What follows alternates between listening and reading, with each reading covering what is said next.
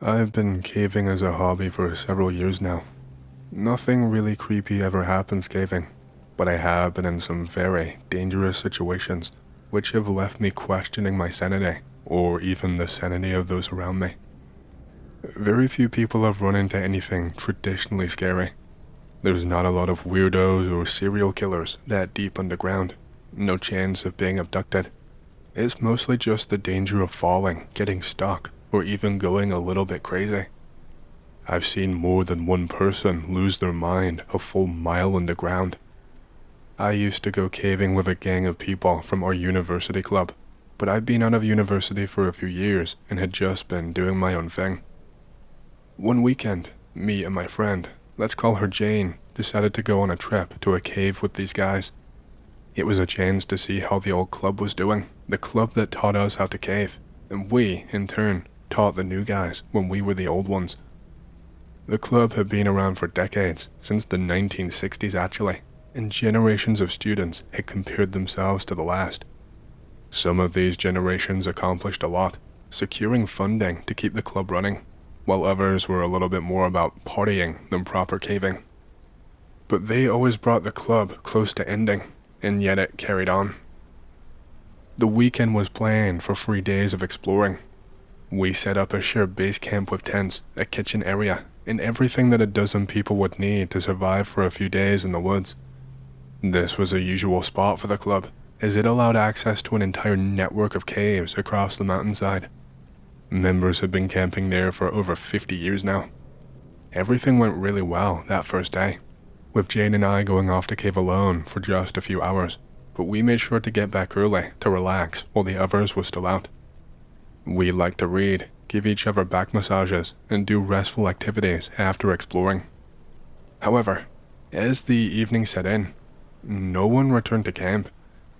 Only after the sun finally fully set did we see their flashlights moving through the forest, laughing and talking to each other. They were in pretty high spirits, saying that they were just coming back to resupply before heading off to another cave. Cavers don't really care much about the time of day, because, it's always dark underground, so whether it's day or night, it doesn't really matter. They explained their plans for a late night trip, but it started raining, which made me feel quite uneasy. I didn't really say anything about it, but I went along with the group. We decided to join them for a night of caving. I figured I would stick with them and just make sure that they were okay. I don't know, I guess I just kind of got a bit of a bad feeling. This particular cave system had a river inside, with a few levels of corridors to explore above the water. The entrance was pretty tight, requiring careful climbing with footholds. It wasn't really a major challenge for experienced cavers, but it could be risky if you lost your footing, and there was always a chance, always a little risk. As we entered the place, one girl got stuck in the entrance, and it was her second ever cave trip. Jane and I were a little bit put off by this, especially since she had already panicked in a larger cave earlier that day. We watched as two of the leaders helped her calm down and eventually got her inside. The rest of the group kept moving on ahead, and I just felt that something was off again. I asked the leader, the girl that I thought knew how to cave. I asked her what time it was, but she didn't have a watch. I was stunned. When I asked her how she planned to manage the time and call out to people, she told me that she had not left one. Let me say, call-outs are critical when caving. Without one, no one will know that you are missing for days. The leader had no safety equipment or first aid kit either, so I quietly took charge and I told her I would be the call-out. I gave her my watch and began heading back to the entrance. When I arrived, I found the two leaders sitting with the girl who had been stuck. I informed them of the situation, and they asked me to retrieve an SRT kit, a rope and harness, just in case she needed to climb back up. I was happy to do so, because it was the first time I'd seen any sensible preparation that day. As I made my way into the final passage that would lead me back to the surface, I saw a light flicker on and off in the very next room. I called out, but when I got there, the light was gone, and there was no one in the room. I heard someone moving, but when I checked, I found nothing at all. There was, however, a small crack in the wall that I had never noticed before. I figured maybe it was just another team in the cave, so I kept on moving. When I reached the surface, I noticed the leaders had not brought enough equipment. I quickly realized that if something went wrong, they would be in serious trouble. I scoured through the camp for extra gear, and I found some in Jane's bag, thankfully. It was a really lucky find. A bit later on, I returned to the cave with the proper gear. The other cavers at camp were baffled by the poor preparedness of my team. I explained the situation and said I would use the extra gear properly and I would return it first thing in the morning. The other cavers offered to help me with the extraction, but I turned them down. I think I just didn't want anyone else to get caught up in the mess. I figured it was my problem, I would handle it myself. As I descended back into the cave, I saw a couple of team members at the entrance. They seemed freaked out. They were clearly disturbed by something. As I approached them, they jumped in surprise. I asked what the hell was going on, and one of them mentioned hearing strange sounds. It had really freaked the leaders out, and they ushered the group to leave as quickly as possible. But in the chaos, Jane had gotten separated. They had tried to go back to look for her, and eventually, she came rushing out of a passage, screaming at everyone to just run. Panic set in as they rushed to escape, but as they moved, they could hear someone chanting in the dark behind them. I handed over the spare equipment to the others at the cave entrance, and I instructed them to stay put while I went back in to find Jane. The whole time I descended, I kept expecting something to grab my feet, but I made it to the bottom without incident. When I found one of the leaders, she was nervously giving instructions to a member. I took charge, and I told everyone to vacate the cave immediately. No more discussion, no more exploring. The leader and member reluctantly agreed and began climbing back toward the surface. I found the rest of the group just a few hundred feet back, but Jane was still missing. I was hoping to get everyone out at once, but without Jane, I had to move cautiously. One by one, I guided the others to the surface, making sure that they all stayed together. I told them to wait for my return. After sending them off, I turned back into the cave with my flashlight on full blast. I found Jane about 15 minutes later, hiding behind a small gorge near the entrance. She was focused on the tunnel. Her headlamp was fixed on the far side. I asked what was going on, and she whispered to me that there was something in that cave with us. And I'm not kidding you. The very second that she said this, a large black shadow darted across the room, so sudden that I fell back in shock. Jane did not even flinch. I was trying my best to figure out what I had seen in my mind, but it was so quick it just looked like a blur. It literally looked like a shadow, but it almost looked wet, like it had wet fur or something. That's the only thing I can really properly remember. Wet fur and some kind of smell when it dashed past, and the smell left with it too. It smelled kind of like wet dog. Jane said that she had been watching it for a while, and she muttered to me, "It doesn't have a face." I grabbed her by the shoulder, guiding her away, but she never looked back. Whatever it was, she had been keeping her eye on it for a while. As we made our way back to the group, I saw that shadow, that whatever that thing was, I saw it follow us, entering the room right after us. It was large, walking like a human, but something was not right.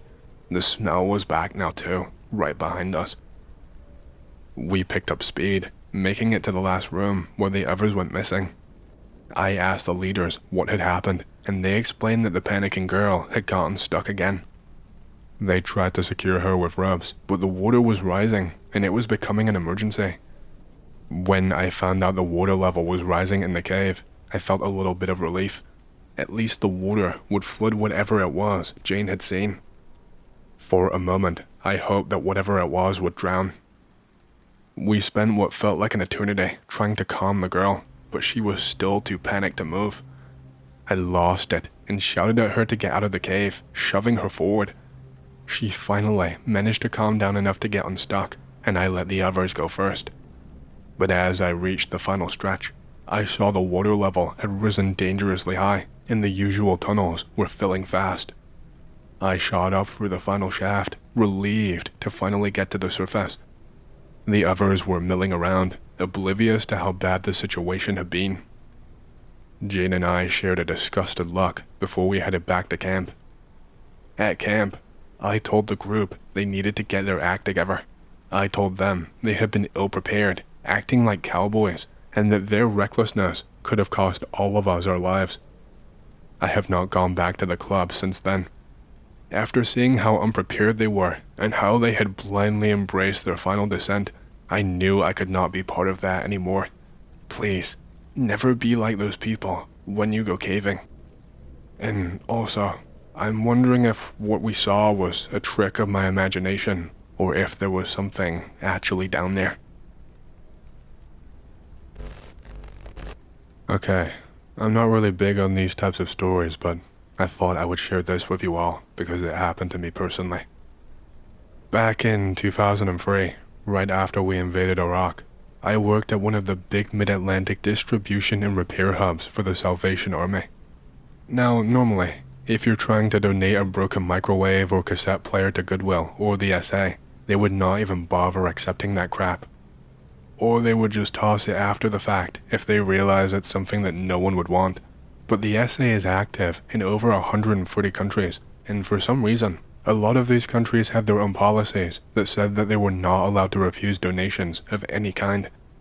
This was probably an idea done out of pure bureaucracy, since I'm sure they were losing money from it, but upper management's solution was simply to have every damaged VHS tape or DVD player with a burnt disc reader shipped to the US so that it could be repaired here and then sold. I was still in high school, and I wanted to spend the summer doing something that would look good on my college application. And so I volunteered, and ended up spending my days in a warehouse, sorting through most of the entertainment products to see what could reasonably be repaired. The place was filled with those old plastic box TVs and video CD players, which are basically a much lower quality DVD. We got a treasure trove of foreign releases from these. More of them than you would think ended up being bootlegs or pirated versions. In a lot of third world countries, people buy movies from kids on the streets peddling video CDs and cigarettes, back then at least. These could range from being VHS ports of the actual movies, or versions of them that someone had gotten by sneaking a camera into the theater, or animated clone movies on the level of those dingo picture cartoons, if not of worse quality. Occasionally, after pulling out a VHS tape that got stuck in the player, or using some scratch-out fluid and microfiber cloth on the DVDs, we would find something really weird. About a month into starting the job, I was going through a copy of Shrek to make sure it played all the way through, when suddenly, it cut onto the footage of someone being beheaded. It lasted for around 45 seconds, and then it just went back to the movie like nothing was wrong. It came completely out of nowhere, and with no warning either. I could have spent the rest of my life without seeing that. The sounds were every bit as atrocious as you would think, and when I showed it to my boss, he just laughed it off, and said something like how they get tapes like that from time to time, like it wasn't even a big deal. Over the course of the summer, there were a few more things like that. A home movie recorded on a blank VHS tape showing some Russian father beating his daughter. A short film with some unknown Asian-sounding narration that I can only hope was an art project of some kind, depicting a still image of a face that looked kind of like a more albino version of Michael Jackson without any eyelids, slowly having his eyes bleed as his face falls apart. Of course, these were isolated incidents sprinkled through thousands of hours of TV recordings of sports matches and Israeli dubs of different movies. I did see a lot of cool stuff though. This was before G4, so the first time I saw video game footage that wasn't someone putting a camera up to the screen was when I watched a full playthrough of Pokemon Red on a DVD that looked as crisp as any emulator playthrough that you would find on YouTube. Though I do remember how a few times we got these pocket CDs. They were a very special format that could only be read on special TV used for retail purposes. Think of the TVs that you would see in stores that advertised the products. Some company, I can't even really recall their name, thought it was a good idea to make special TVs and discs specifically for that purpose and sell them to box stores, with the only advantage being that their special mini CDs were much smaller and the video automatically looped indefinitely. I'm pretty sure Kmart was the only big US box store that started to use them, but we had one of those models in the warehouse, and just like anything else that got donated to the SA, we had the job to see if the discs could be repaired and sent off to who knows where so that they could be sold in the thrift stores. Not like anyone would really buy these though. We did not get these pocket CDs very often, but when we did, they almost always worked, since the people who had originally tested them did not know that they had to use a special TV to actually play them. The stuff was never in English, and were mostly just slideshows of furniture or dog food that went on for like 5 minutes straight. Unlike normal DVDs or VHS tapes, we were not able to skip through these, so we had to watch them through in their entirety in real time. A couple of these mini CDs, I have no clue on the purpose of them though. Some of them were really blurry slideshows of the interior of homes, while others seemed to just have random images. You knew that they were connected though because of the music that they all had. It was like this piano music, but really low quality, like someone was recording from one of those laptops with a built-in microphone that just started coming into the mainstream around that time. There were really awkward pauses between the music being played, and you could hear a static in the background during it. I would not call it creepy, but unsettling in a way that you cannot describe. Like sometimes, it seemed like the music was going too slow, with the notes being really disconnected, and other times, it seemed like it was going much too quick, with all of them just jumbled together. I'm not sure if it was an actual song being played. There was not really a connecting rhythm to them. And just when it started flowing at a pace where you almost might think it's a real song, as opposed to someone just freestyling, they play the wrong key afterwards, and it sounds a bit off, or they just start smashing keys at random, but in a way where you still cannot tell if they messed up, or if the sheet music actually told them to do it. Unlike the average 5-minute slideshows, these could go on for 45 minutes straight. Unlike the other videos that held on the shot of a product for 30 seconds or more, these ones would change to a new picture every 5 seconds, and a few of the CDs even at some point sped up at the end when they were getting close to going over the time limit, so the images were being displayed at a rate of 1 frame per image. Now, there was never anything as gory as those beheading videos, but these were a lot odder, stranger, harder to really explain. There were pictures taken outside at night from someone walking behind a distant figure. Some of these were taken inside houses or showing a person sleeping. These ones seemed a lot more voyeuristic, and one I will never forget shows a woman laying in bed as her eyes are half open, and they are getting illuminated by the camera flash that lights up the pitch black room, just as you can see a look of horror and confusion growing on her face. A lot of the pictures seem weird at the time, in a way I could not really describe, but I guess are similar to those cursed images that you see online, or like those back rooms or liminal space type of compilations. At the end of some of the videos was some kind of white cipher and text over a black background. It was a grid shape or checkerboard pattern, with timestamps in each box and numbers and letters on the top and bottom, along with an address and instructions to send a letter to it with the code for what product that you want.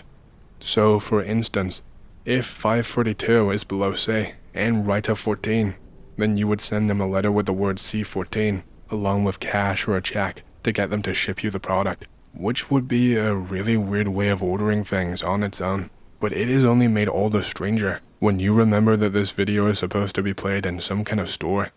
And the fact that many of the images did not show products, but were just really strange, creepy photos inside people's houses, or pictures of the woods taken at night. At the end of the summer, I stopped volunteering for the Salvation Army, and I never included it on my resume for college. I live in Pskov, in Russia, on the outskirts, and I don't often wander into the city itself. I mostly spend my time baking, and I'm also deeply involved in studying military history, particularly World War II.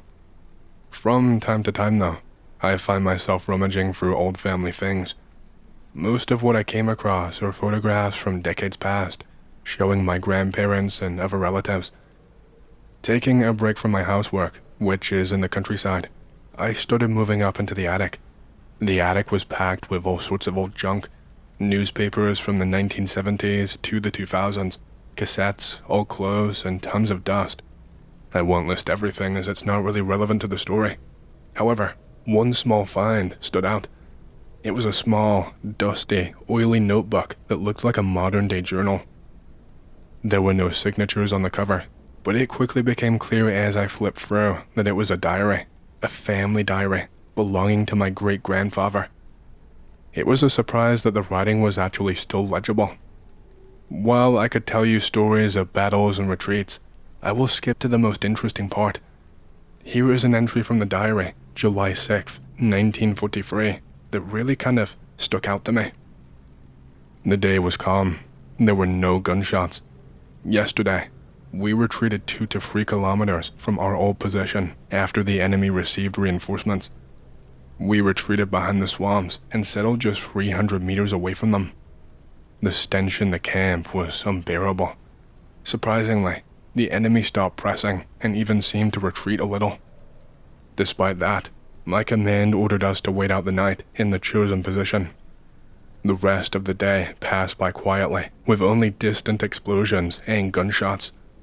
I could not sleep for a long time, and only by 3 a.m. was I able to finally doze off, but it wasn't really sleep. Half asleep, I kept hearing strange noises like the roar of a tank engine, but we did not have any heavy equipment at all, just a couple of trucks. The roar grew louder, and I began to feel a chill in my feet, as if I had stuck them into an ice hole. I spent the rest of my sleep in delirium. In my dreams, I had visions of swampy landscapes, pistons, gears, and everything humming and hissing. The noise inside my ears was deafening. The ground began to shake underneath me, and I could not move, like I was stuck in the swamp. Then, right in front of me, a huge piece of metal, about 5 meters high, emerged from the water. It was rusty and rotten, covered in mud and dirt, with a gaping hole in its center. It was a terrifying sight. The moment that I saw it, the ground beneath me actually sank, and I fell face first into the mud. I woke up in a sweat, my head pounding.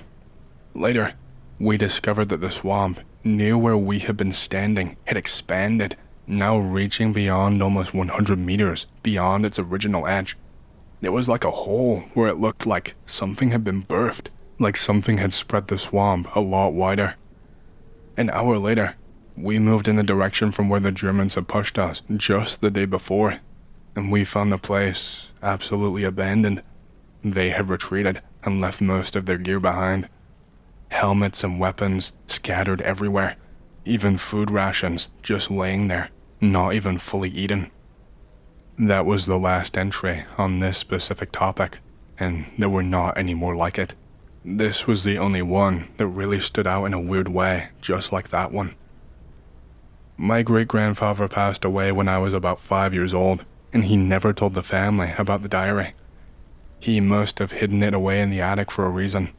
I suppose he just never wanted to talk about what happened. I was at Walmart with my mom once, and I went off to the toy section by myself. This girl, around my age, probably around 10 years old, came up to me and told her that her mom was out in the parking lot. She needs help, she said. I forget why the girl said that her mom needed help, but either way, I was a little bastard, and I just ended up making fun of her and her mom. Then the girl just changed her story and said that her mom had tons of candy and chocolate, and that she was giving away coupons to Toys R Us. She told me to follow her, and me being really stupid, I did. So, we exited the Walmart, and I'm following her across the parking lot, and she points to an old car and says, "They're all in the back seat." I noticed that there was no mom, just a couple of dudes sitting in the driver's seat. Then, for some reason I've never been able to figure out, the girl tells me, "Run back inside. They want to kidnap you." Again, being a little moron, I say, "Huh?" And one of the dudes steps out of the car and starts briskly walking up to me. The little girl pushes me away and shouts, "Leave him alone," really loudly. There is a little crowd nearby, and they turn to look. The guy gets visibly nervous and grabs the girl and me by the arm really naturally. But by this point, I get my bearings and I start yelling, "Hey, let me go," and I am struggling. The crowd is really noticing us now, and I am yelling out help, and I started screaming for my mom. I was struggling really hard, and the guy's got his hands full with both of us, so he just lets me go and grabs the girl and throws her into the car. The driver had cranked the ignition by this point, and when the dude gets into the passenger seat, the car peeled the fuck out of the parking lot and took off down the road. That's pretty much it. My mom was pretty pissed off when she found out what happened. I don't even think that the police were called. This was back in the 90s, and people were kind of brain dead about shit like this back then. I looked for that girl later though. I tried to find pictures of missing girls in my home state, but I never found anybody that looked like her. I have not told this story in forever, and it still freaks me the hell out. So, when this happened to me, I was living in a house that my family can now universally agree was haunted to shit. I think I was 6 years old when this happened. I used to always wake up in the middle of the night and run to my parents' room downstairs because I was really spooked. I always saw shit in the corner of my eye when I would run downstairs from my room to theirs. Nothing extremely scary, it was just really eerie most of the time. One night, I woke up from a nightmare. I was really scared. I started making the trip to my parents' room. Everything was totally normal at the time. I turned the corner to see the door to my parents' room. I saw something walk inside. I walk in because my parents are in there. The thing that walked in is not there. I crawl into bed beside my dad. I start trying to fall asleep. I turn and look at the door. There is a figure right there, walking towards me. It's totally grey with black eyes, your stereotypical kind of ghost, except everything about him was so vivid, like he was a real person, like a solid physical thing. And he just, I don't even know. I just really freaked out. I started screaming and crying, and I started punching my dad, trying to wake him up, but he didn't wake up. He isn't exactly a heavy sleeper either. Me punching him definitely should have woken him up. The thing is getting closer. I try to fall asleep before he gets to me. I guess that was just my 6-year-old logic thinking that would make me safe. I opened up my eyes. It was right beside me, and when I saw its face, it made me black out instantly. I woke up and my parents were still asleep, but it was now like 6 in the morning, so the sun is rising and there is light in my house. I just cried in the bed until my parents finally woke up. I used to drive a truck in Iraq as a GI. We had massive, up-armored 915 tractor trailers, and we were locked and loaded the whole time. The civilian trucks, we called them whites, drove cheap paper-thin white, hence the name Mercedes tractors. Anyway, I saw plenty of stuff out there, but the scariest thing was watching a kid run across the opposite lane of a highway, and he runs out between two cars and gets smashed by a tractor, doing like 80. He flew for like 40 feet and hit the pavement where he just turned into human mush. Imagine the road at that speed is a giant belt sander. I also saw a 3-legged donkey getting fucked by a camel and a kid holding a Grim Reaper scythe sitting on a rock in a field. Can I read this? Jacking his dick like there was no tomorrow. Trucking in Iraq. There is truly nothing like it.